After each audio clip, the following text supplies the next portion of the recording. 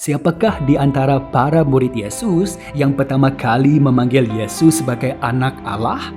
Jawapannya ialah Nathanael. Nah, mari kita baca apa yang terjadi ketika Nathanael berjumpa dengan Yesus atas jemputan kesaksian Filipus. Firman mengatakan, ketika Yesus melihat Nathanael berjalan ke arahnya, dia berkata, "Ini orang Israel tulen, tiada yang palsu pada dirinya." Nathanael bertanya, "Bagaimana engkau mengenal aku?" Yesus menjawab, "Sebelum Filipus memanggilmu, aku telah melihatmu di bawah pokok ara itu." Nathanael berseru, "Rabai, engkau anak Allah, engkau raja bangsa Israel." Yesus berkata, "Adakah kamu beriman kepadaku kerana aku berkata, aku nampak kamu di bawah pokok ara itu? Kamu akan melihat hal-hal yang jauh lebih hebat daripada ini." Ini firman Tuhan. Nah, mari kita lihat kesaksian Yesus tentang Nathanael. Dia berkata bahawa Nathanael ialah Israel tulen atau Israel sejati. Tiada yang palsu ataupun tiada kepalsuan pada dirinya. Dia bukan seorang yang ada tipu daya. Dan ini merujuk kepada kehidupan Nathanael. Dia hidup dalam kebenaran dan dia suka akan kebenaran.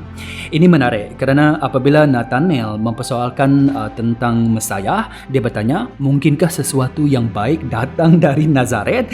Daripada itu kita tahu bahawa persoalan Nathanael ini, dia bukan terus tidak percaya ataupun dia bukan terus menolak. Dia hanya mahukan kebenaran. Nah, orang seperti inilah yang diberkati oleh Tuhan. Mari kita rujuk dalam Mazmur bab yang ke-32 ayat kedua. Diberkatilah orang yang dosanya tidak diperhitungkan Tuhan dan yang tiada penipuan dalam hatinya.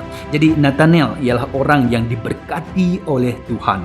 Nah, kenyataan Yesus tentang siapakah Nathanael ini, mengenal tentang isi hati Nathanael, menjadikan dia bertanya, "Bagaimana engkau mengenal aku?"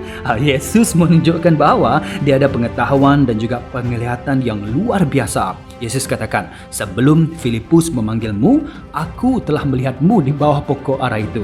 Dan besar kemungkinan Yesus melihat bagaimana Nathanael berdoa dan juga merenung firman Tuhan di bawah pokok ara. Dan ini sekali lagi menunjukkan kepada kita bahawa bagaimana Nathanael suka akan kebenaran.